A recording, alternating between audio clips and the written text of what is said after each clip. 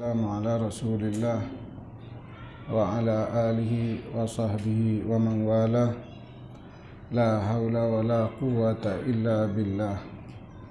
Allahumma salli wa sallim wa barik wa karrim ala Sayyidina Muhammadin al-Fatih lima ughliq wal khatim lima sabaq nasiril haq bil haq al-hadi ila siratikal mustaqim. Amma ba'd. Ayuhal akhwan, hari ini kita masuk hikmah yang ketiga tentang, yaitu hikmah yang ketiga dari bab salat. Saya ulangi lagi bahwa salat ini merupakan kunci bagi kehidupan kita. Ya. Dan salat ini merupakan pangkal dari semua ketaatan. Ketaatan tanpa salat sia-sia. Ya. Jangan pernah kita menganggap kita banyak sedekahnya, banyak ininya, lalu kita merendahkan salat. Dan karena Rasulullah sudah mengatakan, Rasulullah sudah bersabda, yang pertama akan dihisab oleh Allah adalah salat kita. Apabila salat kita diterima oleh Allah, maka seluruh ketaatan yang lain diterima juga oleh Allah. Tapi sebaliknya, kalau salat itu ditolak oleh Allah, semoga salat kita diterima semuanya oleh Allah, maka seluruh ketaatan itu juga ditolak oleh Allah. Karena salat ini merupakan pangkal. Kalau ada seseorang, saya ingin mulai dari mana untuk merubah, ada perubahan di dalam diri kita mulai dari salat. Salat yang akan merubah segala-galanya. Keburukan kita, kejahatan kita, itu yang akan merubahnya adalah salat. Inna salata tanha anil fahsya'i wal munkar. Salat itu akan mencegah dari perbuatan keji atau kemungkaran, yaitu salat akan mencegah dari perbuatan kejahatan. Jadi kalau kita mau mulai dari mana kita ingin merubah hidup kita menjadi lebih baik, maka yang kita memulai dengan salat. Kuncinya ada salat. Jadi kalau ada tasawuf, saya ingatkan, kalau ada pelajaran tasawuf dan di situ merendahkan salat, meremehkan salat, maka tinggalkan ayuhal ikhwan. Tidak ada faedahnya. Karena yang telah dirusaknya pangkalnya. Pangkalnya yang dirusaknya. Dimanapun kalian, di majelis manapun, kalau majelis itu merendahkan salat, maka tinggalkan majelis itu. Tidak ada faedahnya majelis itu. Karena yang dirusak pangkalnya. Bahkan di akhir hayat Nabi, yang Nabi nasihatkan apa? As-sholah, as-sholah, as-sholah. Sholat, sholat, sholat di akhir hayat Nabi. Karena sholat itu kuncinya. Apa yang kita rasakan dalam kehidupan kita, dendam, dengki, iri, kesombongan, itu obatnya sholat. Berarti ada masalah di sholat kita. Kalau masih ada iri dalam diri kita, masih ada kesombongan di dalam diri kita, masih ada dendam dalam diri kita, berarti ada masalah di sholat kita. Kalau kita sholat kita benar, seluruhnya akan benar. Sholat pangkal. Jadi hati-hati. Kalau sampai ada tasawuf, sampai meremehkan sholat, merendahkan sholat, menggampangkan sholat, maka itu bohong tasawufnya, tidak ada faedahnya. Karena tasawuf ini menguatkan syariat tersebut. Ya, dimanapun majelis. Kalau dia meremehkan sholat, merendahkan sholat, ini sangat berbahaya. Kenapa? Karena pangkalnya yang dirusak sama dia. Pangkalnya dirusak. Nabi sudah mengatakan semua ketaatan akan mengikuti sholat. Sholat benar, seluruh ketaatan akan benar. Jangan kita berharap sedekah kita benar, zakat kita benar, amal zikir kita benar, lalu sholat kita tidak mungkin. Kalau sholat baik, zikir baik, sedekah baik, zakat baik, semuanya akan baik. Kuncinya ada pada sholat. Ya. Paham ya ikhwan? Ya, jadi itu perhatikan, hati-hati. Ya, hati-hati. Karena banyak majelis yang sampai meremehkan sholat, merendahkan sholat, maka tidak ada faedahnya. Kalau sampai di dalam diri kita merendahkan salat, meremehkan salat, tidak ada gunanya hidup kita. Tidak ada faedahnya hidup kita. Karena yang kita rendahkan pangkal dari semua ketaatan. Ya, semoga Allah menerima salat kita dan Allah jadikan keturunan kita orang-orang yang selalu mendirikan salat. Amin ya rabbal alamin. Iqra.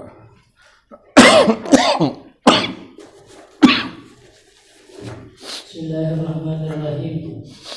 Alima wujud ad-da'fi minka faqallala a'dadaha wa alima ihtiyajaka ila fadlihi fakathara imdadaha. Allah mengetahui kelemahan yang ada pada dirimu, maka Allah sedikitkan bilangan salat itu. Dan Allah mengetahui bahwa engkau membutuhkan karunia-Nya, maka Allah memperbanyak pahala atau balasan salat itu.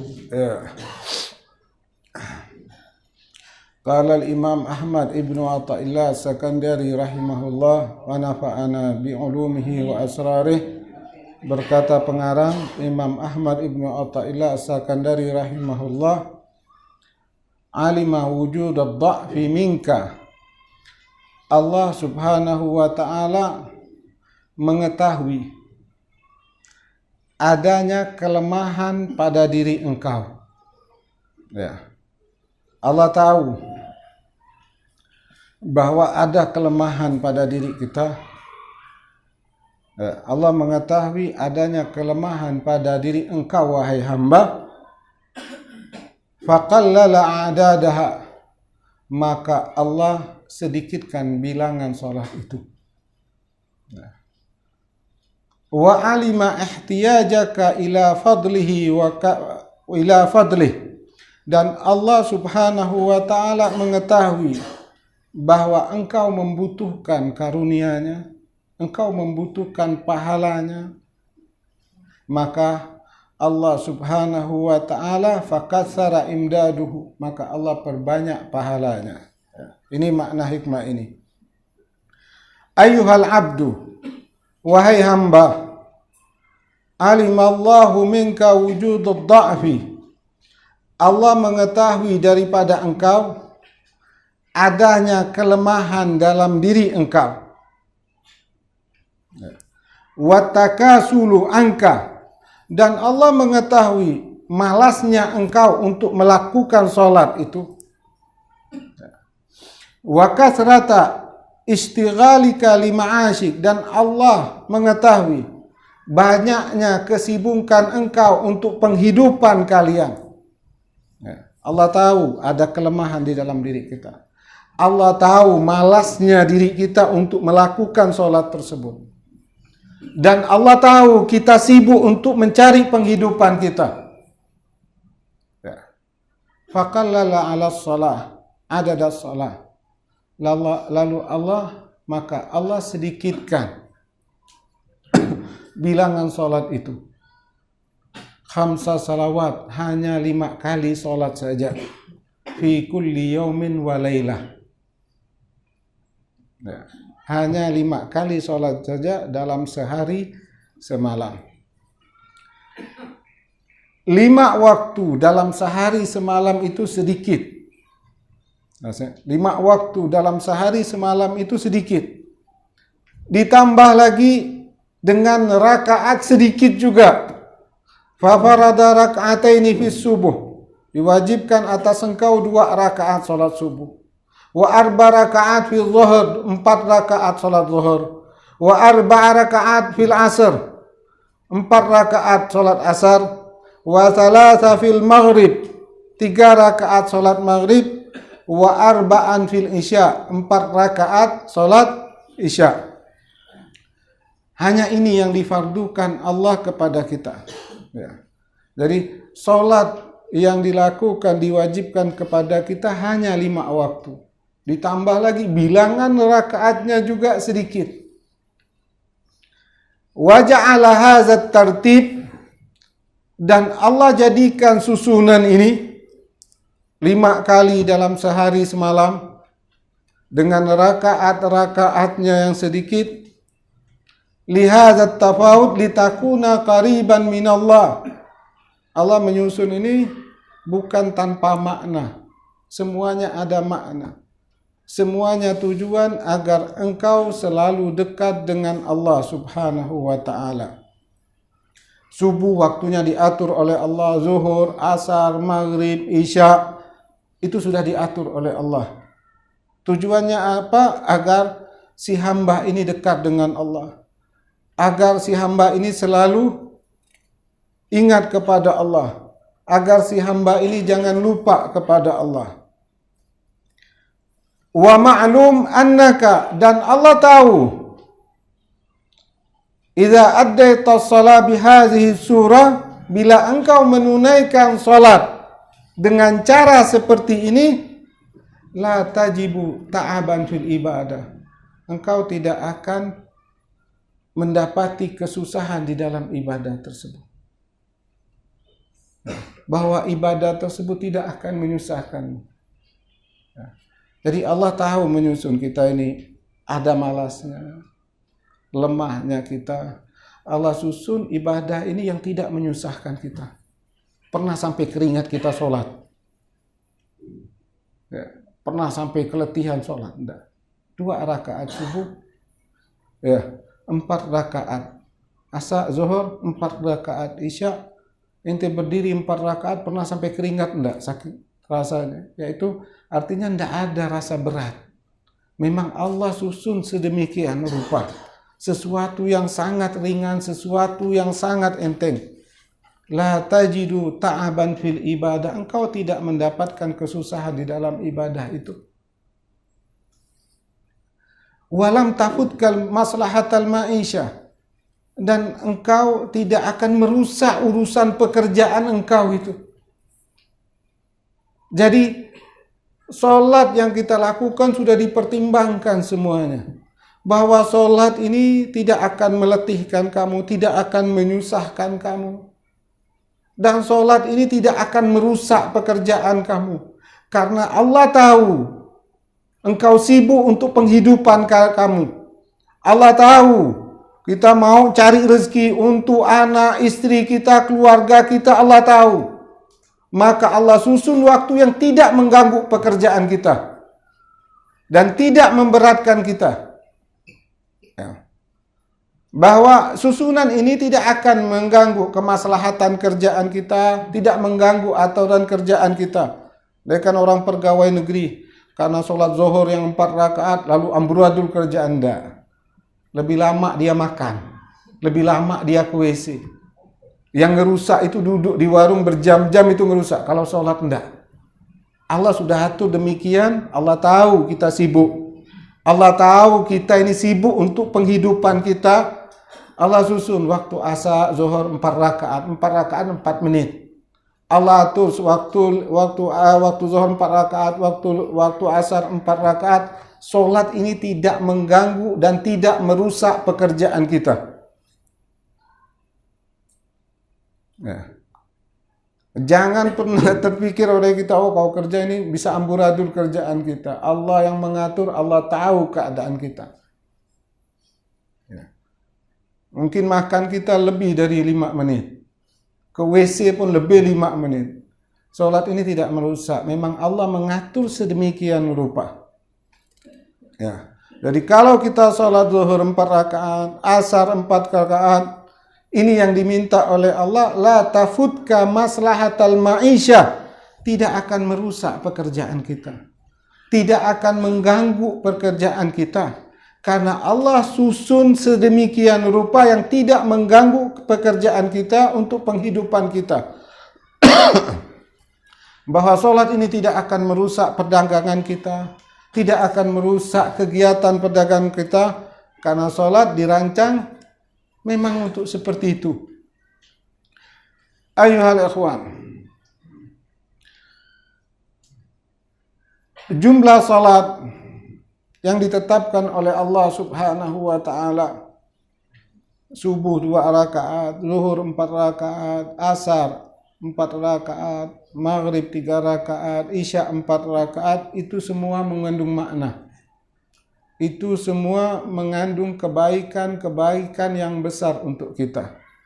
Dan ini hanya diketahui oleh arbabil qulub wal basair, orang yang mempunyai mata hati dan penglihatan batin yang kuat, dan mereka yang mampu memaknai semuanya. Itu kenapa Allah wajibkan subuh kepada kita 2 rakaat, ada rahasia yang besar. Kenapa Allah wajibkan zuhur 4 rakaat, semuanya ada maknanya. Kenapa diletakkan waktu subuh, kenapa diletakkan waktu maghrib, kenapa diletakkan di siang hari, semuanya mempunyai makna dan semuanya adalah kebaikan untuk kita. Wa fi iqadil himam, dalam kitab Iqadul Himam, fa min lutfihi bika ayyuhal insan, daripada kelembutan Allah kepadamu wahai manusia, qallalaha a'dad, Allah sedikitkan bilangan salat itu, ma'a sa'ati zaman, yang dengan disertai waktu yang luas. Kalau kita hitung-hitung, andaikan zuhur 5 menit, ya kan? 5 kali 5 berapa? 25 menit. Sedangkan waktu yang Allah berikan 24 jam. Yang Allah minta dari kita hanya 5 menit, 25 menit. Allah berikan waktu 24 jam. Dari waktu 24 jam ini yang Allah minta hanya 5 menit, 25 menit. Dan yang 25 menit ini bisa mendapatkan seluruh pahala dari 24 jam ini. Jadi kalau kita gambarkan, ada orang nawarin kerja sama kita. Nanti kerja sama saya 9 jam. Saya gaji kerja 9 jam. Lalu orang ini bilang, yang ana minta ente betul kerja hanya 25 menit saja. Yang setelahnya selain nganggur enggak apa-apa, pokok 25 menit saja kerja, ana gaji dengan gaji 9 jam. Lalu orang ini enggak kerja. Bagaimana pandangan kita? Terlalu atau enggak? Parah atau enggak orang ini? Digaji 9 jam. Diminta kerja hanya 25 menit. Terlalu atau enggak? Ini digaji full 9 jam. Yang nyuruh kerja ini minta 25 menit saja kamu kerja. Dia bilang, enggaklah, sibuklah ini. Kalau terjadi sama kita pecat, tak ada gunanya. Tak ada faedahnya. Ya. Jadi Allah memberikan kepada kita 24 jam, waktu yang sangat luas. Dan Allah minta dari 24 jam tersebut 25 menit. Kalau sampai kita tidak melakukan sholat tersebut, ya, terlalu sekali kita sama Allah. Sangat durhaka kali kita sama Allah. Allah berikan waktu yang luas, yang Allah minta sedikit 25 menit. Karena Allah tahu kita ini lemah, Allah tahu kita ini malas, Allah tahu kita ini sibuk dengan pekerjaan kita, penghidupan kita. Karena ini Allah sedikitkan. Allah minta hanya 25 menit saja. Kamu menghadap kepadaku. Itu tujuannya agar kamu tidak lalai kepada Allah. Agar kamu tidak lupa kepada Allah. Karena kalau kamu jauh dari Allah, kamu lalai kepada Allah, kamu lupa kepada Allah, yang susah kamu sendiri. Ya. Jelas? Ya. Jadi terlalu sekali kalau sampai orang melalaikan yang sedikit yang Allah minta dari kita. Ya. Ayyuhal ikhwan, karena Allah Subhanahu wa taala dikatakan sumber daripada segalanya. Yang artinya kalau kita jauh dari Allah, kalau kita lupa dengan Allah, kalau kita lalai dari Allah, maka kita akan menjadi susah sendiri. Apa sebabnya? Karena Allah sumber dari kebaikan, Allah sumber dari kemuliaan, Allah sumber dari kebahagiaan, Allah sumber dari ketenangan. Jangan pernah berharap mendapatkan ketenangan dari selain Allah. Allah sumbernya, maka Allah atur. Allah tahu kita sibuk, benar banyak kerja, macam orang banyak kerja, benar tak ada kerja. Ya kan? Allah tengok banyak kerja, Allah tahu kita banyak sibuk dengan pekerjaan. Rasa malas kita tinggi. Ada kelemahan dalam diri kita. Allah ambil sedikit saja dan Allah susun rapi. Sehingga dalam sehari semalam ini kita tidak lalai kepada Allah Subhanahu wa taala. Karena kalau kita lalai, kita susah. Kita jauh dari sumber kebaikan, kita jauh dari sumber kesenangan, kita jauh dari sumber ketenangan, akhirnya kita susah. Ya. Intinya Allah menyusun semua ini agar kita senantiasa bersama Allah Subhanahu wa taala. Ya. Wa ja'ala 'alaika salatan fi awwalin nahar. Ya. Syukran lima azhara laka min zahiri anwarih wa liyakuna nuhuduka ilaihi fi awwali qiyamik jabran lima hasala min ghafalatik fi tuli manamik. Allah Subhanahu wa taala menjadikan engkau atas engkau salat di awal siang. Salat di awal siang itu salat apa? Mau pula zuhur. Ya kan? Itu tengah siang. Nah, awal siang yaitu salat subuh. Itu masuk mulai awal siang. Maka disebut awal siang yaitu waktu subuh. Nah, itu masuk terangnya waktu sudah. Allah menjadikan, yaitu Allah wajibkan atas kita sholat di awal siang, yaitu sholat subuh. Ya. Dijadikan, yaitu diwajibkan atas kita sholat di awal siang. Apa fungsinya? Yang pertama, sholat subuh ini fungsinya bentuk syukur kita kepada Allah. Ya. Syukur datangnya siang. Karena siang itu adalah penghidupan kita. Kita mencari semuanya kehidupan, cari rezeki itu siang. Karena masuk awal siang, Allah perintahkan kita untuk salat. Salat ini adalah bentuk syukur kita kepada Allah datangnya siang tersebut. Karena siang adalah waktu penghidupan kita. Jelas? Yang kedua, agar awal siang ini datang dimulai dengan taat. Masuk waktu siang fajar, kita langsung disuruh sholat agar kita memulai awal dari siang tersebut dengan ibadah kepada Allah. Kemudian yang ketiga, jabran. Yang ketiga, sholat subuh ini dikatakan jabran, yaitu menambal. Sebagai sholat yang menambal kelalaian kita waktu malam. Waktu malam mungkin ada orang yang tak tidur, dia pun lalai. Orang yang tidur pun lalai. Orang tidur malah ingat sama Allah, udah lalai. Ya. Lalai yang panjang yang kita lakukan di malam hari itu ditutup dengan 2 rakaat subuh, maka tertutup ya kelalaian kita yang di malam hari tersebut. Jelas? Jadi salat subuh ini fungsinya apa? Yang pertama yaitu sebagai syukurnya kita atas datangnya waktu siang, awalnya siang.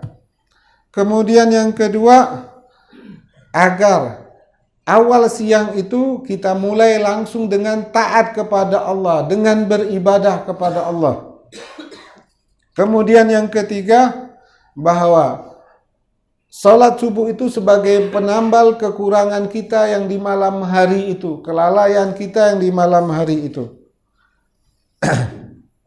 Ayyuhal ikhwan, kenapa Allah menjadikan salat subuh itu 2 rakaat? Kenapa tidak 4 rakaat? Kenapa 2 rakaat subuh? Nah. Dalam kitab Hikmatut Tasyri' disebutkan karena waktu subuh itu waktu yang paling malas gitu. Baru bangun tidur, masih gini, masih lemah badan. Ya. Jadi Allah menetapkan syariat itu betul tahu dengan keadaan kita. Karena waktu ini masih malas, masih lemah, baru bangun tidur. Dan ini sholat pembuka. Di mana pembuka ini berat atau ringan? dengan makanan pembuka. Biasa bukan nasi, buah ke, nama makanan pembuka pasti ringan-ringan dulu.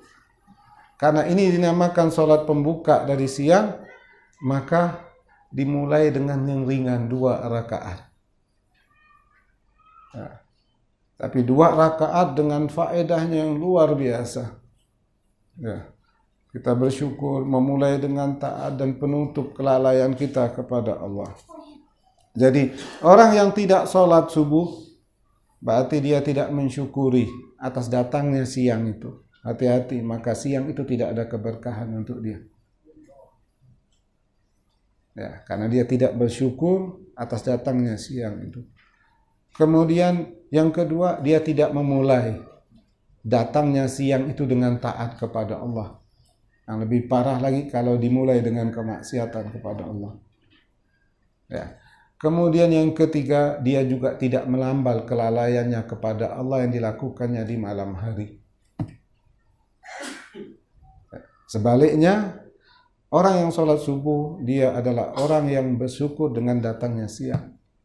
Orang yang sholat subuh adalah orang yang memulai harinya dengan taat kepada Allah. Orang yang sholat subuh, maka dia sudah menambal kelalaian di malam harinya. Jelas ayyuhal akhwan. Wa ja'ala 'alaika salatan wasatan nahar. Dan Allah jadikan atas engkau salat di pertengahan siang. Salat pertengahan siang berarti salat zuhur. Ya. Ahmadan anka lima azharahu fi dzalikal waqti min wufudin nar. Yaitu Allah wajibkan atas engkau salat zuhur, yaitu salat yang di pertengahan siang. Itu diantaranya fungsinya adalah memadamkan neraka jahanam yang dinyalakan untuk kita. Nah, karena panas di siang hari, Nabi SAW mengatakan min syiddati faihi jahannam. Kata Nabi, panasnya waktu zuhur itu adalah panas hembusan neraka jahanam. Ya. Maka padamkan neraka tersebut dengan 4 rakaat salat zuhur. Ayuhal akhwan, orang yang meninggalkan salat zuhur,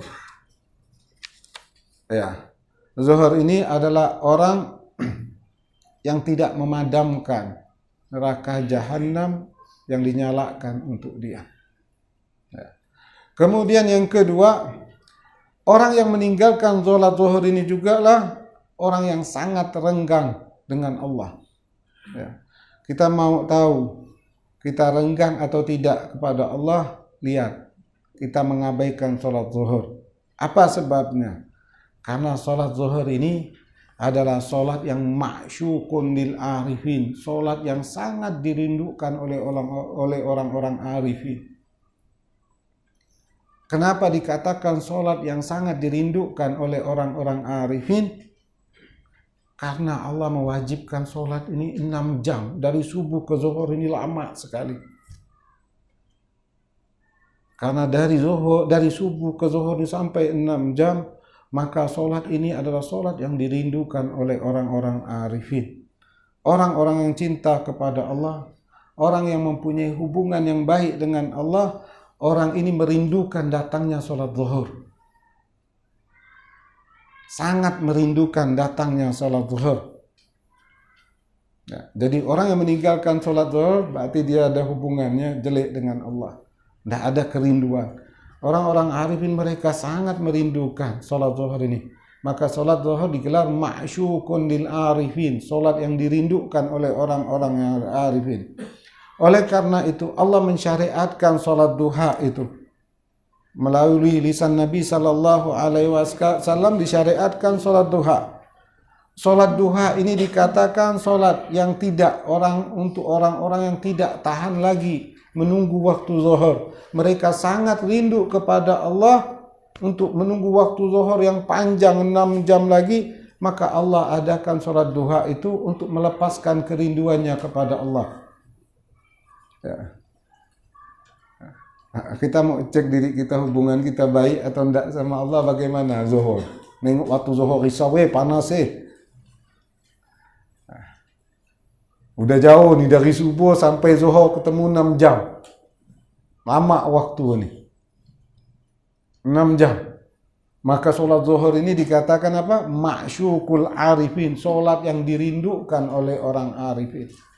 Mereka menumpahkan di mana? Yaitu di solat duha. Solat duha ini adalah solat untuk melepaskan kerinduan mereka kepada Allah untuk menunggu waktu zuhur. Nah, pernah tak kita rindu sama solat zuhur?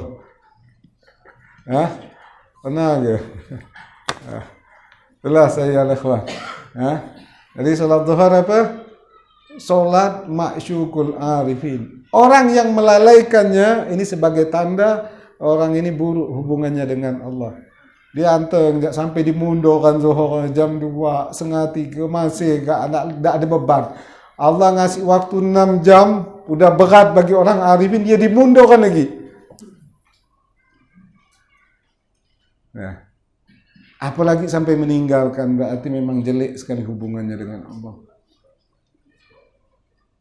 Ya. Jelas. Kalau kita kan sholat duha untuk apa? Cari duit, yang murah rezeki. Tapi orang-orang arifin ini sholat duha adalah pelepas kerinduannya karena lamanya menunggu waktu zuhur. Ya, lama nunggu waktu zuhur. 6 jam nih pikir itu. Kalau kita cepat enggak zuhur nih. Kan lama. Baru gak duduk udah zuhur dah. Kalau orang arifin mereka lama pada waktu zuhur, mereka isi dengan duha. Jadi duhanya mereka bukan karena duit macam gitu. Biar lancar rezeki, biar kaya, enggak. Duha itu untuk melepaskan kerinduan mereka menunggu waktu zuhur. Beda kan antara langit dan bumi.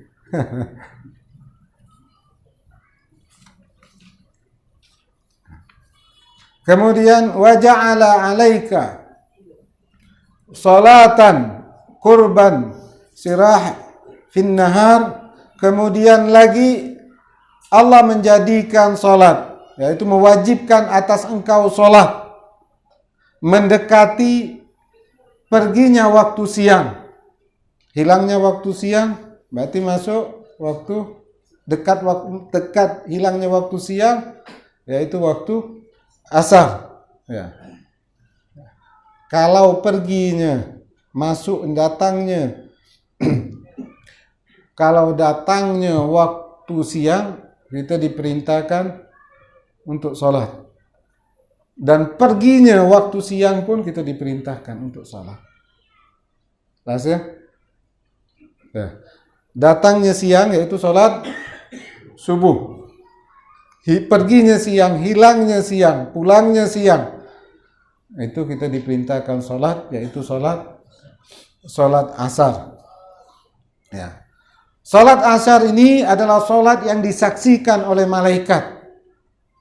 Yaitu artinya malaikat khusus. Ya. Liyakuna syahidan lak. Ya. Sebagai malaikat, sholat yang disaksikan oleh malaikat adalah sholat asar. Karena pada waktu asar itu malaikat naik ke hadirat Allah. Waktu asar malaikat naik ke hadirat Allah Subhanahu wa taala membawa amal harian kita. Nah, malaikat naik ke atas membawa amal harian kita. Begitu malaikat itu naik kepada Allah, Allah yang Maha Tahu bertanya kepada malaikat, "Wahai malaikatku, bagaimana engkau tinggalkan hambaku?" Lalu malaikat itu menjawab, "Kami tinggalkan mereka dalam keadaan sholat asar." Maka sholat asar ini sholat yang disaksikan oleh malaikat. Sebagian ulama mengatakan sholat yang paling afdal itu sholat apa? Sholat wusta. Ulama mengatakan sholat wusta itu adalah sholat asar. Ras. Sholat yang paling utama adalah sholat wusta. Sebagian ulama, paling banyak ulama mengatakan sholat wusta itu sholat asar. Yang artinya sholat yang paling utama dari 5 waktu ini adalah sholat asar. Ya. Sampai-sampai Nabi SAW mengatakan bahwa orang yang meninggalkan sholat asar ini, ya, orang yang dihabiskan segala-galanya. Maksudnya orang yang meninggalkan sholat asar ini, dia mau berbuat apa saja akan dilakukannya. Orang meninggalkan sholat asar ini, apa saja akan dilakukan.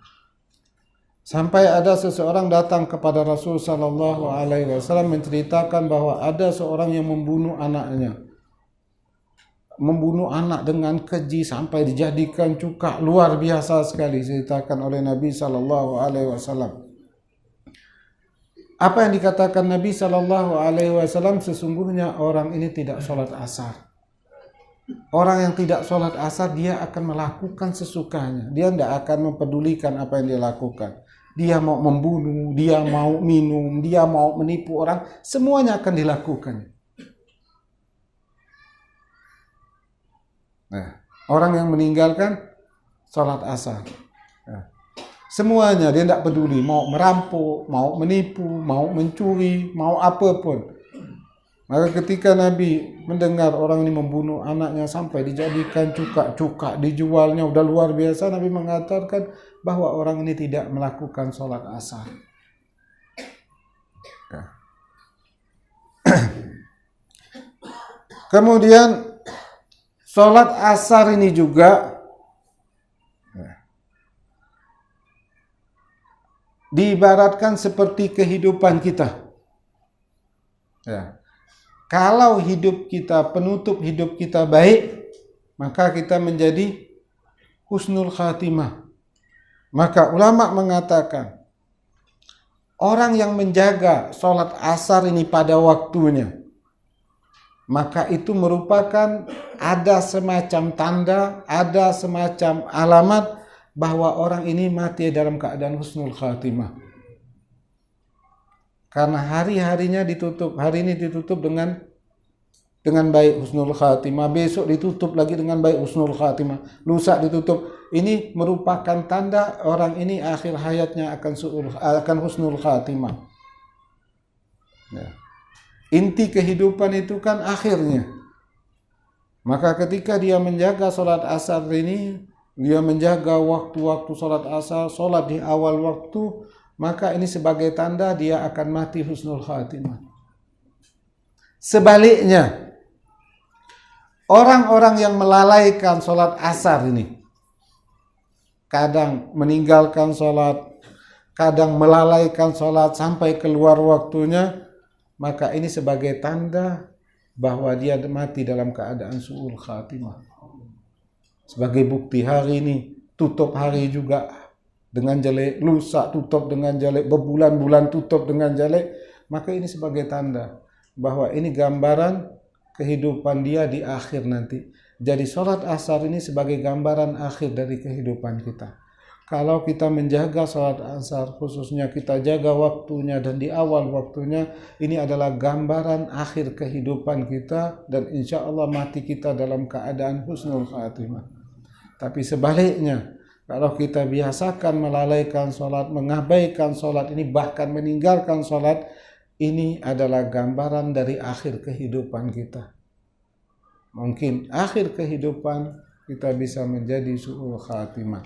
Maka Imam Ibn Athaillah mengatakan, kalau kita mau melihat bagaimana akhir dari kehidupan kita, lihat sekarang bagaimana kondisi kita, itulah gambaran dari kehidupan kita. Jelas ya, bahwa sholat ini, asar ini sebagai tanda bagaimana akhir kehidupan kita nanti. Karena asar itu adalah penutup hari, dan di hari itu malaikat naik ke hadapan Allah. Kalau hari ini kita tutup, maka sehari baik, sehari itu kita baik. Kalau setiap hari kita tutup dengan baik, maka setiap hari-hari kita itu baik, maka itu akan menjadi gambaran akhir dari kehidupan kita, bahwa hidup kita akan menjadi husnul khatimah. Jelas ayo akhwan. Jadi hati-hati sama sholat asar. Sholat asar, orang meninggal sholat asar, yang pertama dia akan melakukan semaunya.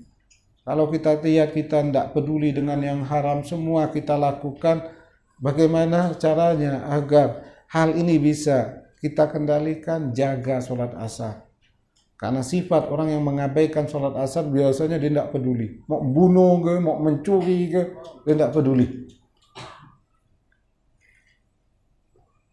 Jelas? Ya. Jadi semua sholat ini Allah atur agar kehidupan kita hari ini walaupun pendek sekali, zuhur 4 menit, 5 menit lah, asar 5 menit, berapalah 5 menit. Tapi kebaikannya besar. Allah atur biar kebaikan kita besar semua. Berapalah 5 menit. Coba kita hitung solat tu. Paling banyak berapa?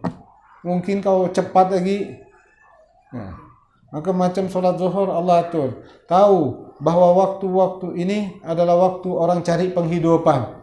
Maka solat zuhur dan asar ni tidak pakai imam, tidak berbunyi. Jadi tidak ada banyak tingkah lagi imam. Kadang imam ni tak mandang makmum, sepanjang-panjangnya surah.